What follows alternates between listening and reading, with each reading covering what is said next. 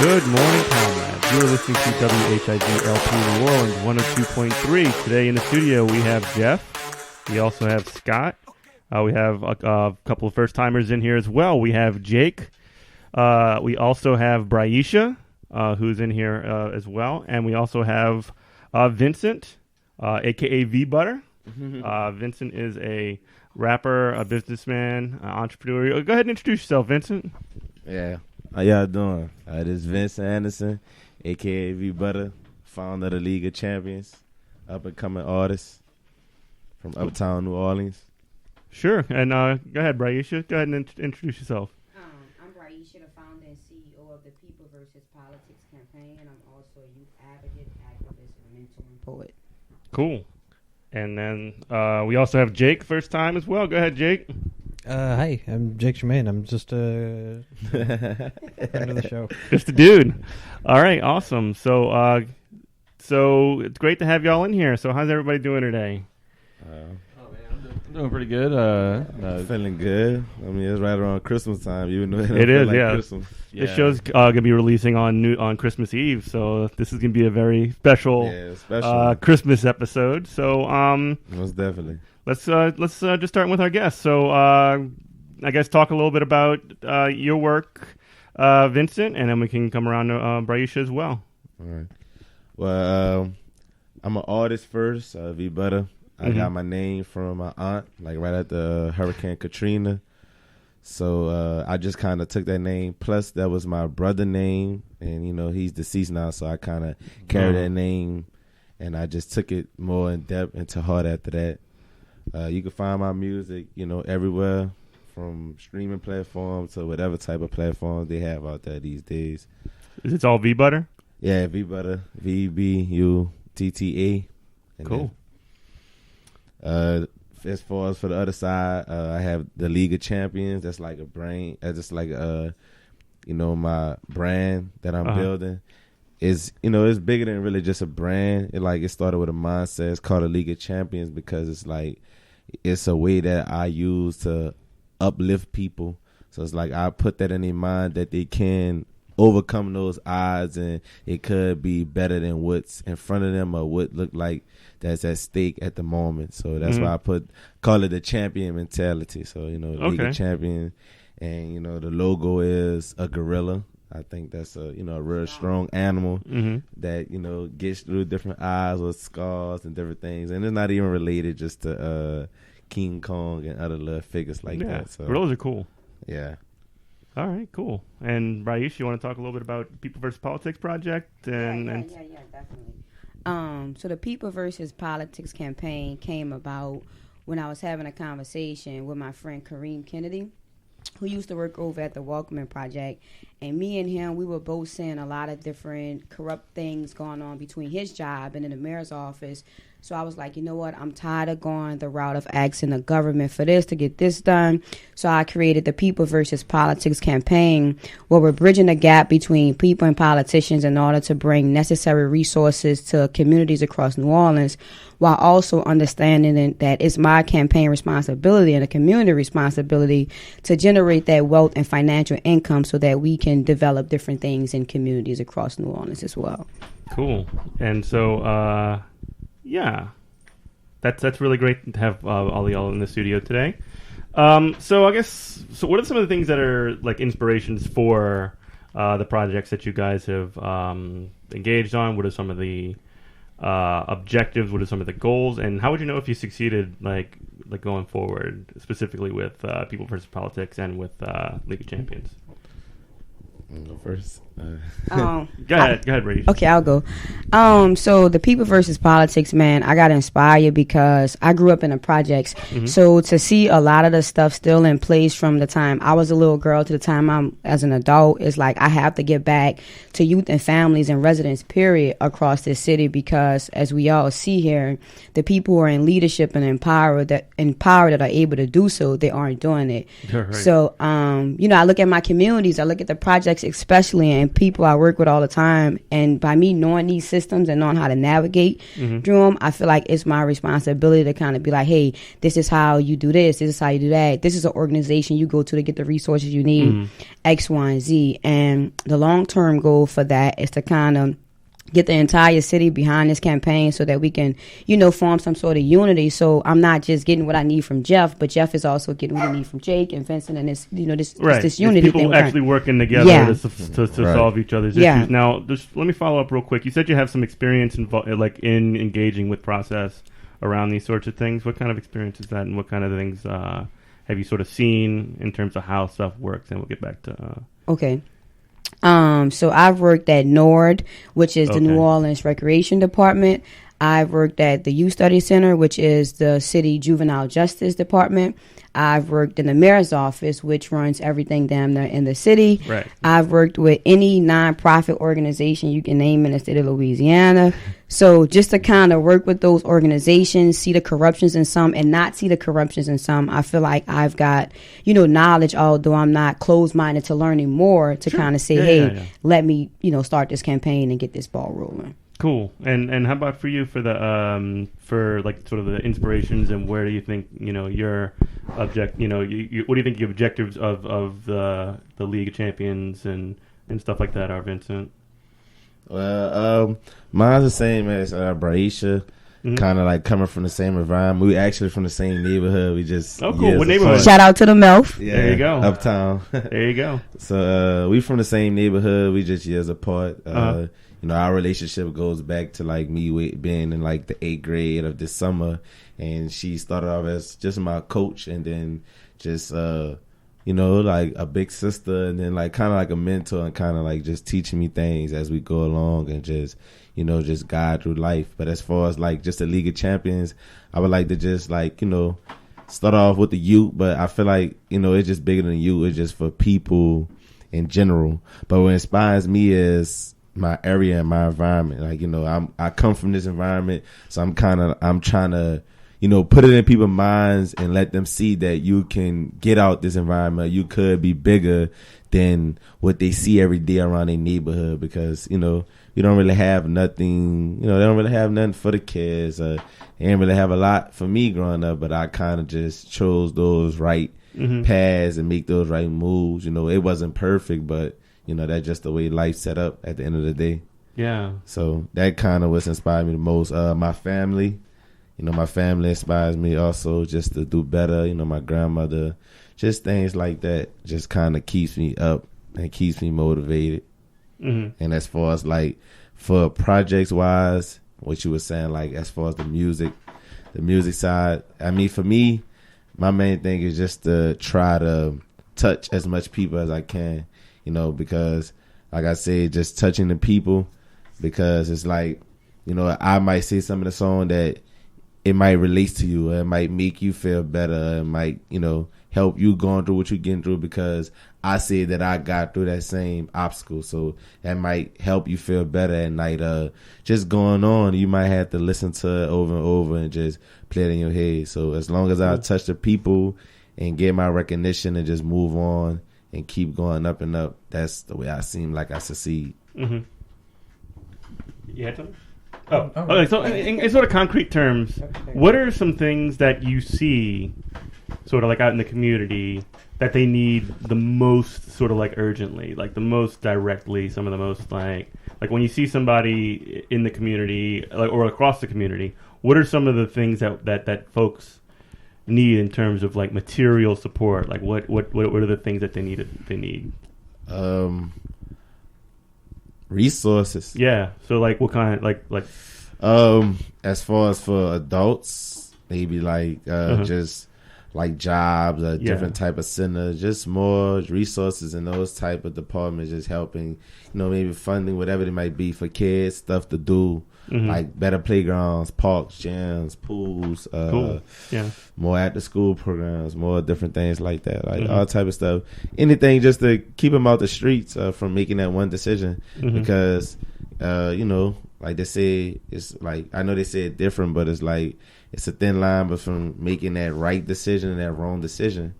As far as that one decision could change your life, and that could be for the good, it could be for the worst. So yeah, and I find a lot of times when it comes to individuals making good decisions or bad decisions or whatever, a lot of the things that goes into how people will make decisions is what are the sort of influential. Like, I'm a teacher, right? So what are the things that what are the options that they have available? Do they have good things that they could be doing and spending their time with? And what is the sort of like social, cost and benefits of that? So essentially, like, how is something in particular like be viewed in the community by the kids or one another, themselves? Like, would they? And the only way that can mean anything is if it comes from that community, correct? Right. So I guess in terms of, if you're the mayor's office or whatever, or if you're, any of these other nonprofits or anything like that, or I'm thinking specifically about the school system and they have all these charters coming in with Teach for America teachers that aren't from here. Right. That's not coming from the community. That's people coming from outside the community saying, right, this is what you need, right, as opposed to the community saying, we're gonna, this is what we need. It's like, and it's all based on that, environment and the community. And on another note, they just need the right guidance and they need the right people that's in power, the right leadership, because it all starts with the leader. It all starts with the person who's over something. If you have those people that may be in office, or even over just like the complex, the neighborhood, like, those type of things. If they're not doing what they're supposed to be doing, then how somebody else going to, even get on track or do stuff like that? Because it all starts with that type of power, and everybody don't know what kind of modeling is happening in the community even. Right. And everybody don't understand, everybody can't handle that type of power of being in charge, I would say, at the most. You ain't kidding there. So that's really what it is about that. Cool. I mean, it is weird to see the city change so much these days. Like, like they don't even have neighborhoods like they used to anymore. Like, they just started renaming everything like the Marigny. That didn't used to be called Marigny, That wasn't really a thing. That was the 8th ward. Yeah, it was. Yeah, Yeah. So I think they just trying to. I think they just they changing things. I just think as far as right now, they trying to fit into like other cities and trying using to, other city models. Like it works for the city of New Orleans and it doesn't. Yeah. I think in New York they used to have like whatever they called Tribeca used to be called like the Piano District, and I think they're trying to do something. That's like the Bronx. Yeah. Yeah, whatever. But Yeah. they're just trying to like so like an upgrade, gentrification type stuff. I mean, they have people walking dogs through the neighborhood. Vince, I wouldn't call gentrification an upgrade, not in this city. No, I mean, not an upgrade, but I'm saying that's basically what they're trying to do. Yeah. I'm just it saying depends on who you ask, right? Yeah. I mean, I'm not saying it like that. I'm just saying like, they building all these, just the new houses and all around the complexes and things like that. Airbnbs everywhere. Right. I definitely want to right piggyback on the Airbnb. My problem with these contractors and these real estate developers and all these people who want to come in our city and build these properties and turn them to Airbnbs or whatever. But first you have to make it affordable for us. Yeah. We was here first, the residents. Yeah. And if you are going to make that much profit off Airbnb or whatever you're going to do with it, find ways to pour back into that community, whether it is a school, it's a business, it's a family, whatever. That's my problem. Yeah, well, I guess that's that's the opposite of the point of Airbnb, right? The point of Airbnb is that this landowner or this person that owns this apartment or whatever, they want to just make as much money as possible. They don't give a damn. So the city should hold them accountable, 100%, because this is our city. Yeah. And we allow what happens in this city, but the residents, me, Vincent, you, we still have to live here. Yeah, and what ends up happening with these Airbnbs is that they start snapping up all these entire, be the buildings or blocks or whatever, and it makes it so that there's less housing, and the housing that stays costs more. So the people who are here either have to, the jobs around here aren't getting any better. There's no situation. So basically, the people, and this is what it is. I mean, gentrification is a word. Adolph Reed, who's a professor from Philadelphia, his friend, he's from New Orleans. He calls it rent intensified redevelopment. Basically, what it basically is just really pricing rents up to get people out so that they can change the way the city functions. The people that are literally the people in the city just kind of change that entire structure and remaking the city in that sort of model. It's really messed up because it has no care for the people that are already here. I just wanted to add, so many of the different kinds of developments in the city have been focused on, what can we do for tourists who come in, and what we can do to make this more of an adult Disneyland. So there's really almost nothing to do for kids. Like, if you bring it up, there's, they have the zoo, they can go to the insectarium. That's like about it, And I think if you was to ask that to one of these political leaders, they would say, "Oh, we have Nord," but Nord isn't doing what Nord is supposed to do. So just like you said, there aren't really that many opportunities for youth. I mean, they have stuff, Right. but it's it's not like places. It's not like things that like people build communities around. It'll be like a cool movie night or something, but it's like you have to get the word out to everybody. It has to become a community movie night. It can't just be a movie night that you just happen to have and be like, hey, get 3 people show up. Yeah. And there's not a lot of money going into Nord, is there? That's what people think. So people think there's not a lot of money? Yeah. But there is a lot of money. Yeah. Okay. Definitely. Definitely. But that money is going Nowhere. It's not going to. So a lot of money is going into Nord. But you wouldn't know it because what Nord's doing isn't. It's just enough. Yeah, You can it's see not. it's It's out facing. Where's that money going? You can see there's a lot of money coming in and no money going out. Whose pockets are going in, right?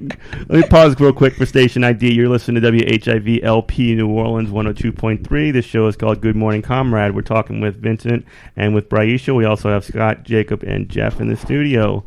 You can check us out every Tuesday morning at 8 o'clock, and you can check out goodmorningcomrade.com for more information. So, so I heard somebody tell me something the other day about how we're not using any more money to like work on things for the city. We're just kind of like, and being that like less and less people are living here because of Airbnbs, like the revenue is going down. And when all these like contractors are like, hey, we're gonna build some this or that, we're gonna build a Hard Rock. They're just like, fine, we'll just take even less tax money. So like that's why like nothing's getting fixed anymore.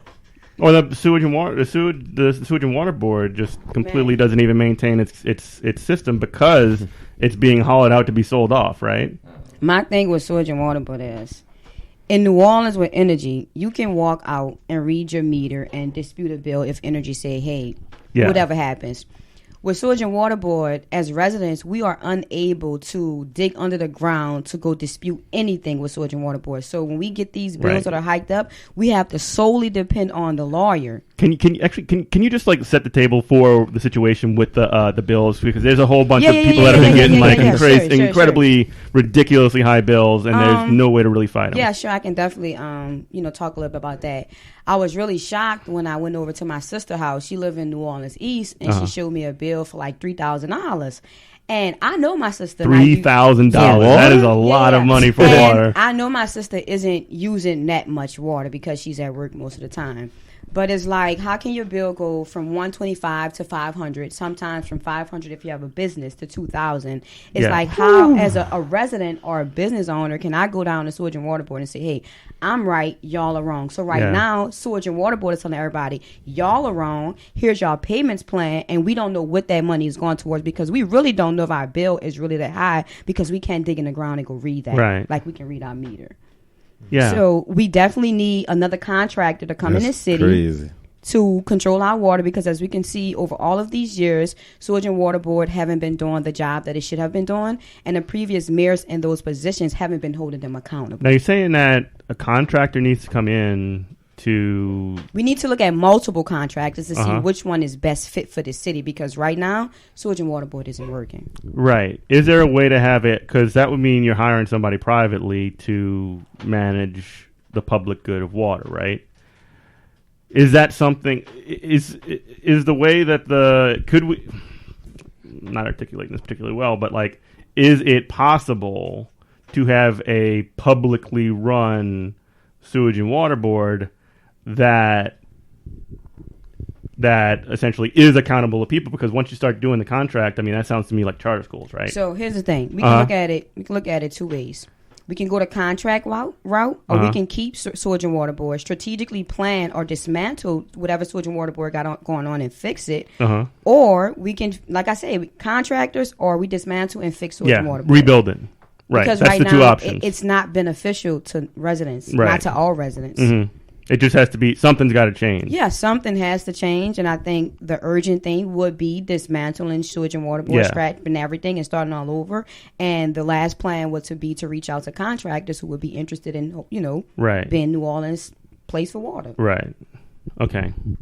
All I can say is they keep digging up holes in my street and just like leaving them there. It's driving me nuts. That's why the bill's $2,000. Big digging.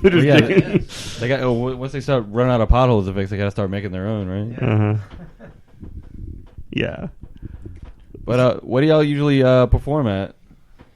I perform at the House of Blues, the Willow, just a couple of different venues. I don't really like average perform lately. I just been working on this big project and doing things outside of music. Like, I'm working on a book and things like that based on one of my songs called The Young Boy Story. So I'm turning that into a book. Y'all go check that out. Young Boy Story? Definitely. Yeah, it's called The Young Boy Story. Is that on your previous album? Yeah, it's on No Sympathy. That's my last project. Tell them where they can find it at, Vince. You can find it everywhere, streaming platforms, Apple Music, Tidal, all those different platforms. But V-Butter. Yeah, so that's V-Butter. So that's definitely next with the book. That's in works as we speak right now. Yeah, I just been working on this project. I haven't performed in probably maybe a couple months. So Are you just kind of in the laboratory right now? Yeah, I'm just kind of thinking because this project is going to be my best project ever. So I'm just taking out everything and putting all my focus in and trying new methods, new flows, new everything, new beats, just all different type of styles for this new project. So that's why I'm just kind of all in with it, just like I normally be. But this one is real heavy, as I would say. Nice. Yeah, you let us listen to a little bit, and it's pretty well mastered. Pretty great. Like, do you record at a certain place, or do you produce your own work? No. I record at Sonola across the river. That's like a little studio, right across the river on General Gall. And sometimes I go on Tulane, so that's kind of the two places where I record at. Just those two. They got a studio at Tulane? Not Tulane. I meant to say Tulane off of Avenue. Tulane. Yeah, off of Tulane. My bad. Don't get them Tulane students in trouble. Nah, but on Tulane Avenue, right there by the Burger King, Nike Factory, that area. By Carrollton and stuff? Yeah, Carrollton. Yeah, what the storage center is. Yeah, I know what you're talking about. Cool. So that's the two spots where I go record at for right now. I'm looking into I think it's a studio on St. Claude. I think it's called Mahogany Studios or something like that. Oh, I'm not. It's it's a big studio I'm looking into. Cool. So even so the quality will even be much better for this next project. Cool. And you said you're a performer too? Oh yeah, I'm a poet. I usually it's real random when I perform. Like if a school reach out to me or if somebody reach out to me, but I'm just working on policy and politics right now. So it's real random if I spit a poem somewhere. So look out just anywhere in general, and she might show up. Oh yeah, definitely. I'm always. I think God has been finding the time to put me in the places I need to be to spit the poems I need to spit. She be in the special places. She don't be anywhere. Don't tell her you be. Don't tell people you be anywhere spitting poems and stuff. She go to special places. I don't know about all that. You make it count. Yeah, special places. Because I be with her, so I know she be in special places. Nice. Okay. So, in terms of specifically with the priorities of both of your projects, you mentioned Nord, you mentioned getting jobs to folks. Are those the two main priorities, or are there any others that you're sort of looking at in terms of what your you're looking at in terms of tackling, kind of going forward with People versus Politics and with the league? I mean, that's for them. What I call is for the everyday champions. I don't want to like down those people, the everyday working people, anybody that's in that type of atmosphere. Yeah, that's why I just said like that's just for the everyday champions, the people who are just getting up every day, just going to work or doing whatever they just living. Just living, just doing whatever they got to do, for them, for their family, for whatever may be the reason. So that's why I say jobs, just opportunities. I mean, some people know how to create their own opportunities. They know how to use their gifts. They may be artists, it may be poets, or different, they may how to use their gifts where they might don't have to work, so-called an everyday job, but it's for the other people that that have families and mouths to feed and all those type of people, because they have a lot of people in those environments, and they really be hurting, like just going through real life crisis, and it seems like nobody really not worrying about them, and he's struggling, and most times that leads to people going down those wrong paths. Because if you look at it, if you're in that environment or you're in that situation where, like I said in the song, where the job's not calling you back, or nobody's really there, and like the people in power don't have no type of resource or anything for you to do, and you kind of just stuck. So it's like, what do? You sit there, starve, hurt, let your family and everybody suffer, you get up and do something about it. So that's kind of what I mean, like on that regard. Cool. Bridesha? I think for me, my long-term goal with, a couple of things that I mentioned earlier, NORD, the Youth Study Center, and a couple of other systems I've worked with, is to kind of dismantle or kind of bridge gaps and, kind of overcome challenges that are within many of those areas. And through my campaign and with the support of my team, I strongly feel like we can do so. Again, my main focus is building unity, because I understand that we can't fix any of this working in silos or these groups that we're grouped off in.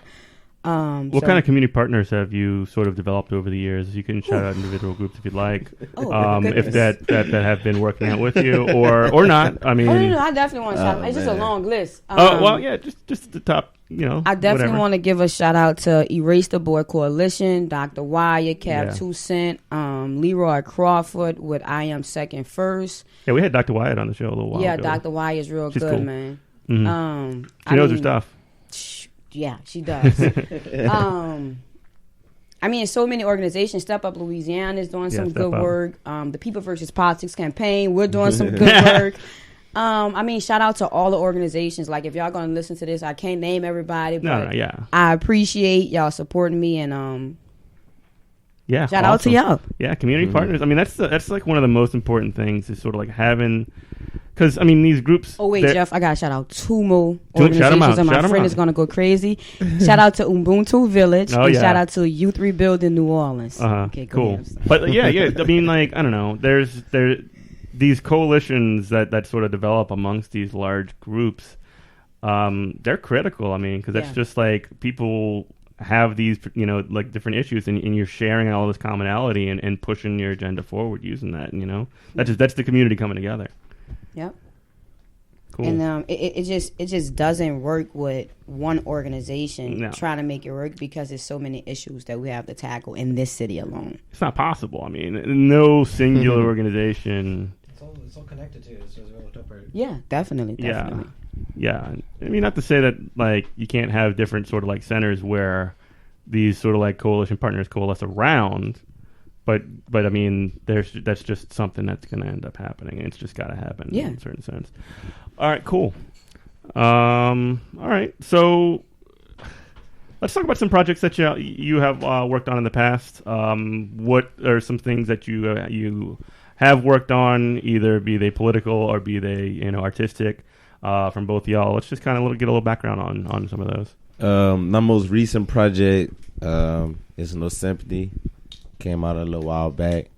That project just takes you on the journey of a lot of different changes in my life, as far as people and me doing better and seeing a lot of backlash and those different type things. So the name of the project is No Sympathy. I named it No Sympathy because it's like, you kind of get to a point where you show so much love and you try to help so many people, and that kind of only hurts you from a certain point of view. So it's like you just not worrying about those things. You just kind of move forward, and you just have no type of regards or remorse, and you just going forward and doing what you have to do. Mm-hmm. So that just takes the whole journey from track 1 to 9. You know, they have songs on there like the Young Boy Story and Dripping the Sauce and all those different type of things, and just overcoming those obstacles. Basically, that's what it is. Project before then is called Steady Pacing. I call it Steady Pacing because I feel like, you know, steady pacing wins the race. So it's like, you know, not rushing, Right. just, you know, keep moving, keep going. No matter whatever come your way, I'm just steady pacing, either the good or the bad. So if the good come, I'm not getting, you know, over my head with it. And if the bad come, I'm just, you know, taking it to the chin and just doing my absolutely best to keep moving forward. And those songs have, my notable songs on that project is like Brotherly Love and 100 Plus, Doing What I Want, all those different type of things. And it just takes it takes people from the journey of me turning from being 12 all the way up until 20. So it's like, it's just, every project I give you a journey. I always, you know, I give you inside my life those different type of songs. Is I'm just telling it from all points of view, but it's relatable to me. It's relatable to some other people and other people that come from those environments. Cool. And so, and the project you're working on now is called Against the Odds. Against the Odds. And tell us a little bit about that. Against the Odds, this one is kind of talking about, this one is more in depth. So it's like, it's like kind of like political, but it's talking about, you know, the more severe parts of the environments and just overcoming those things, and, you know, racism and poverty, you know, all those different things that people are facing, and just beating those odds every day, just trying to stay out the way and trying to stay out of trouble. And, you know, some songs are me overcoming those obstacles, and some songs are just about those obstacles or what I went through or what I felt, and just to let the people know the different things I be gone through, went through, whatever the case is. I actually have a track on there with Bridesha. It's a song called Hope. Oh yeah, you do. So That's on this track right now? And no, it's not on this track. Not on this track, on this album, I mean? Yeah, it's on this one? album. It's actually number 2, and it's called Hope. Mm-hmm. I am honored. So, you know, Hope, just, you know, relating to that song, Hope is just like, you know, just basically just going, you know, it's basically give you the inside of what you feel when you down, like when you kind of just down to your last, and it's just going through all those changes, that inside mindset or whatever you may be feeling at the time. But the whole thing about it is just really against the odds. The cover is me. The cover is me leaning on a car with a child, which is my little cousin, and the child represents like family, and I'm big on family, and, you know, sticking together with family for family, and that's like my biggest motivation. And the car is like my champion part, me overcoming from, you know, from walking, from riding a bike, from getting my car, then getting a better car, and just moving up and up the ladder, and just making it better for me and the people around me. And I actually have a song called The Champions on there. So that's like towards the end of the project. So the project really going to take you through a journey of a lot. Politics, poverty, you know, all those different type of things. It's going to have, you know, some songs for the people around my age, a little drip, a little sauce, or what we say for those different type of songs. Relationships, bad relationships, good relationships. It's an album. It's Everything. an album. It's an album. Can you make songs about good relationships? Kind of. I ain't have too many good relationships. Not yet. That's to me one of the future albums. Yeah, and that's kind of one of my things I'm working on for this project, is something for the female, something people can kind of vibe to. Besides, you know, a little hype or a little pain. I mean, people don't always want to be down. Sometimes they want to be happy. Can you make something for the married couples? There you go. You are listening to WHIV LP New Orleans 102.3. This is Good Morning Comrade. We have Vince, V Butter, and Bridesha in. You want to talk a little bit about your contribution to the album, or any of your projects in the past,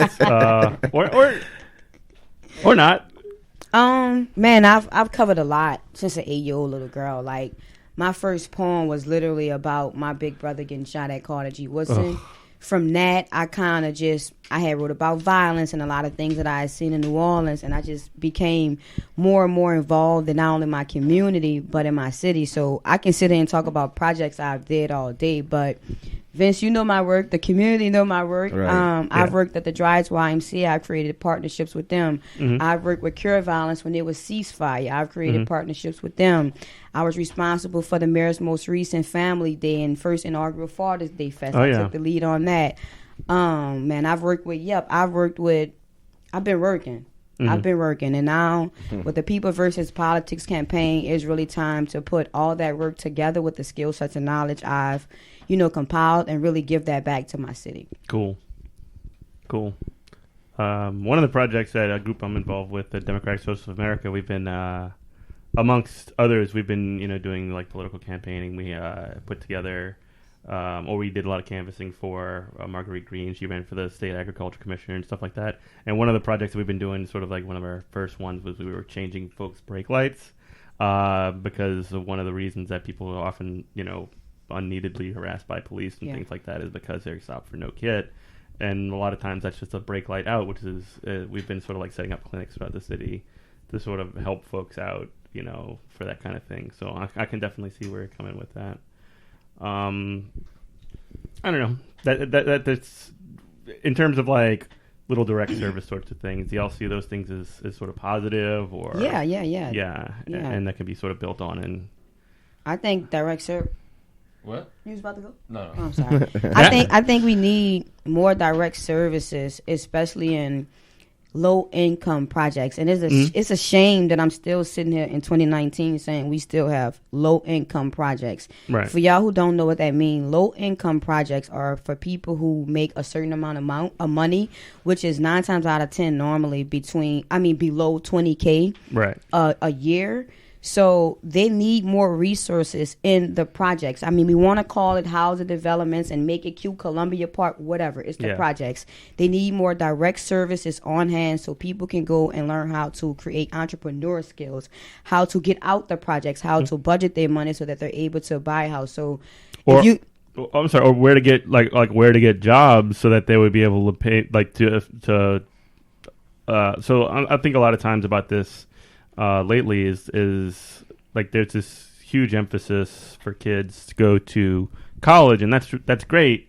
But again, there's a lot of folks that either I went to college, and one of the things that I realized coming out of it was, I became a teacher, and that's people could look at me as very successful, but I still live extremely paycheck to paycheck. I have tons of student debt, stuff like that.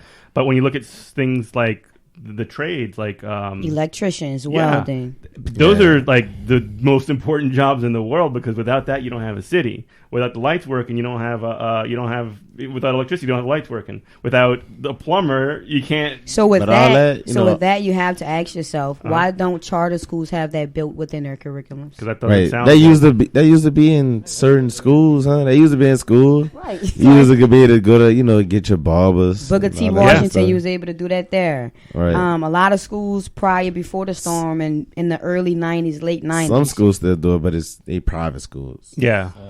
They have a little bit of that. They have I teach in Jefferson Parish. We have like that Coulier school on the West Bank where they have a lot of like trade sort of stuff. But like a friend of mine does graphic design over there. He's a teacher of graphic design over there and stuff like that.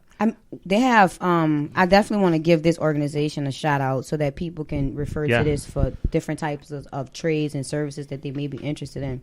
There's something called Limitless Vistas. And it's open to kids who are in high school. And what that organization does is it allows juniors and seniors to come through their program to learn skills such as welding, electrician, plumbing, whatever that case may be, while also still being able to attend school and they get paid for it. Yeah. So although this isn't built in curriculums, Limitless Vistas have some opportunities for high school kids who are interested in doing something like that. Yeah. Do you know if they work with the trade unions at all, or? I'm pretty sure they do, because upon graduation, like, kids are automatically certified and they get the Sweet. tools and stuff that they need. Yeah. So Limitless Vistas, if you're interested in getting a trade, definitely check them out if you're a high school student. Yeah, I wish somebody would put me in a program like that. I went to school all those years, and so they kept telling me I got to go to college, and now I make pizza. Right. Or even like culinary. That's a thing. That's important Yeah, too. I mean, yeah. There's not really a lot of culinary skill that goes into what I do. Yeah. Yeah. So cool. Yeah. So, what I guess is different? Back to the project that you're working on, Vincent. What's different about this one than like other projects that you worked on? Going forward. My growth, my journey, my word usage, like my vocabulary, just everything about it will be different. You know, the style of beats, the topics. You know. How's it different? Like can you like describe like one like way as far as for my song, like I never use a touch on politics and different things like that. But like as my song represents, and I'm basically talking about those low income, projects and places like that. Like I kind of spoke from a part as just where I came from. Now I'm kind of speaking out for others on a more general note. So now it's kind of I'm just using my voice, as a bigger commodity versus just kind of speaking from my own experience. I'm kind of like trying to touch people basically in this project. I feel like it would touch people. Cool. From, if you're in this environment and if you're not in that environment, you can feel what I'm kind of saying. Is there much of a music industry in New Orleans? Because I know there's a lot of like a couple of jazz bands and stuff like that, but I mean, the history here. I mean, yeah, they got some history. They got the city is still up and running because of cultural barriers. Yeah, right. So it's connected, but they don't always like get the recognition. Right, and it's like with this city, it's like we don't kind of connect and kind of stick together. So it's like we have all the resources, we have all the talent from sports, music, all this poise, all type of stuff. But it's like we just not the type of city like other cities that's willing to stick together and where all of us can crabs in a barrel. Basically, but we trying to take each other down, huh? Right, instead of bring each other up. So we definitely have the talent. We definitely have the industry. It's not where it should be just because of that factor that Bridesha just said. So that's really the whole thing. They definitely have a music industry down here, though. Yeah. I was just gonna say, my experience with the music industry is really, really, really focused on jazz. Part of just building the mystique of New Orleans is like a lot of traditional jazz. You get a lot of opportunities. You can play somewhere if you know how to play a trumpet. If you play weird stuff, you don't get as many opportunities. Like it doesn't even have to be that weird. Just as long as it's not jazz, you don't get that kind of. Right. I mean, I wouldn't say the easiest, but if you like in bands or like live bands, those type of things, they get that type of recognition and love faster than probably New Orleans just artists would get, because who doesn't like some jazz music or maybe like second line playing, those different type of things. So it's like they're gonna get that type of hype before up and coming artists or poet. Yeah, it's like the most familiar. Yeah, and that's like what we kind of known for. So yeah. that's they're gonna look at that first. Like, oh, you do. That's why when you say you do music or you're an artist, everybody always asks what type of music you do. Yeah. So you definitely have a music industry though. Mm-hmm. That's basically what it is. Cool. Well, we're about to play a track for you and for your most, your upcoming project. album. So I guess you want to talk a little bit about it, and then we can play it on our way out. Yeah, it's set us up a little bit. Yeah, it's called Represent. Represent. It's gonna be on my up and coming project, Against the Odds. It'll be coming out next year. sometime next year. Date is it's open right now, but it's gonna be out next year, pretty soon. It's called Represent. It's just basically you're your own representation as a person. So the person, the man you see in the mirror, the person, the woman. You represent yourself at the end of the day. So, and it's just also speaking on those type of lack of resources that we have in them type of environments, and that lead some people up those paths to destruction. Cool. So this is Represent. We're going to play that, and then we'll come right back. So here we go.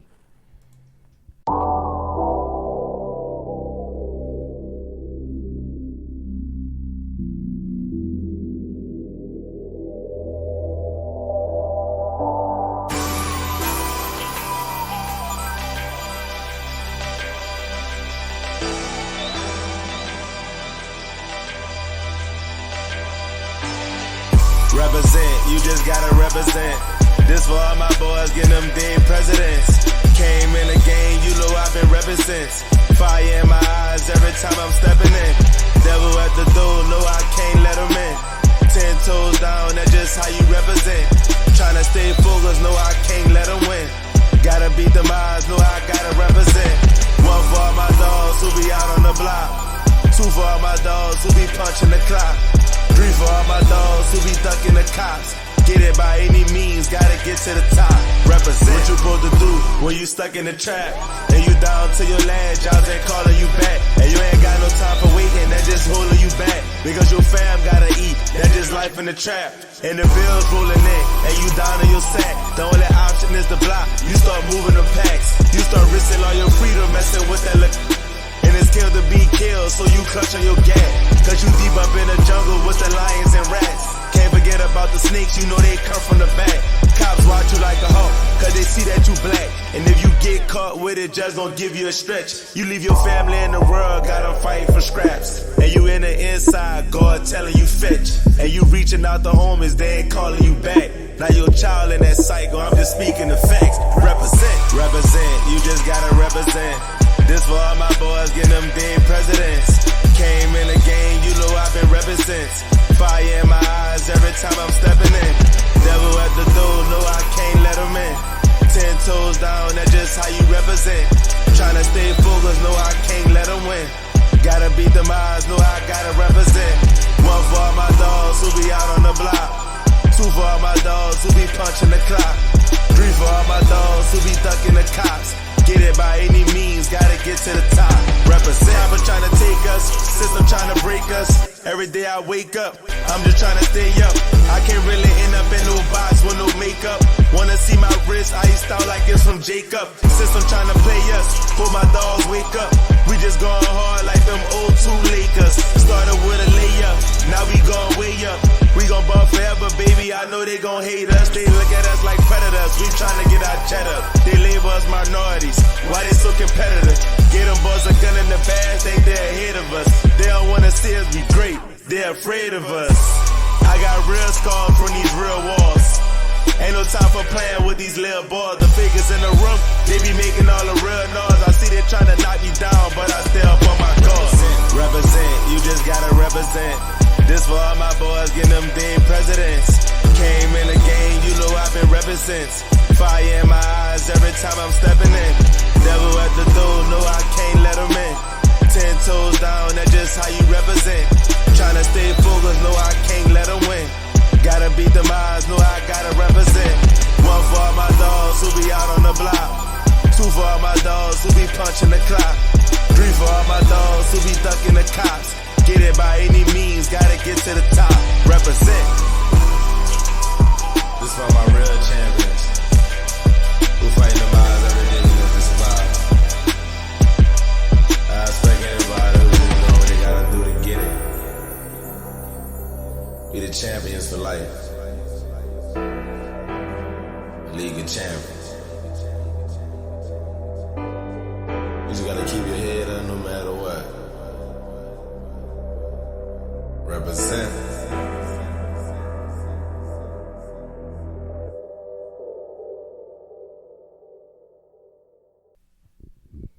There you go. That was Represent from V Butter. What did you guys think of Represent? Once we get a phone line, we can find out, get a little feedback. Mm-hmm. You're asking us about the audience. I don't know. I thought that was like Yeah. So tell us a little bit, just specifically about that track. We got about 5 minutes.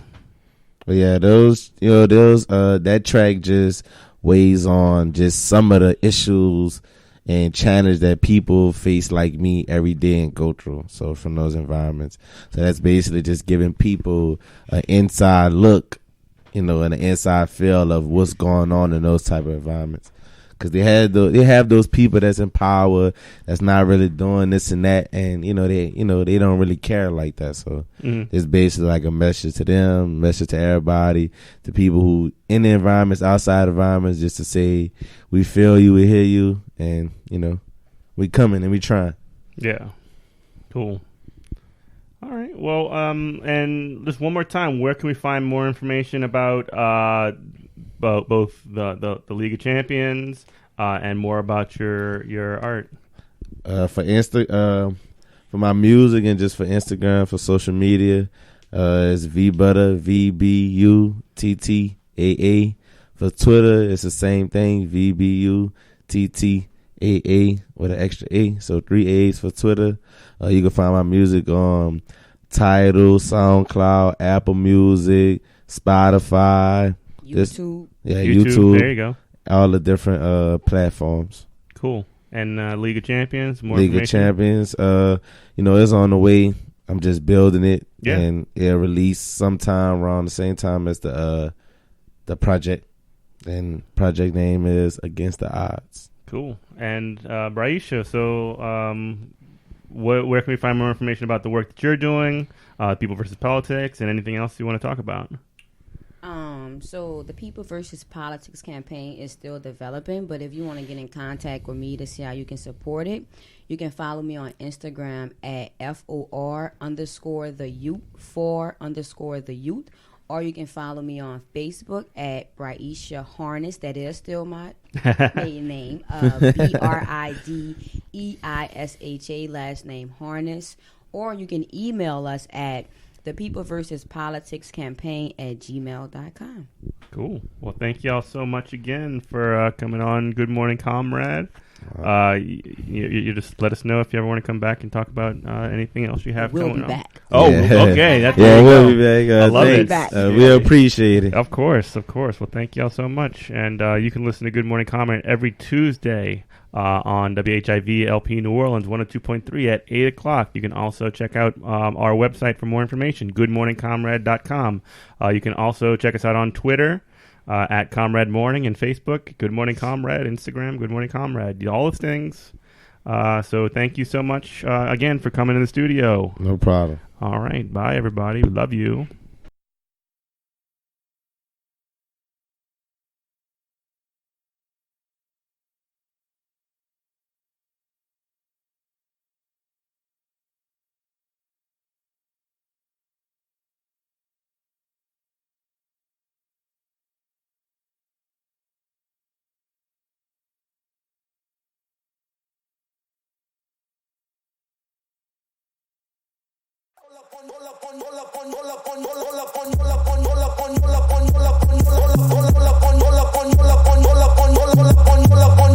Pull up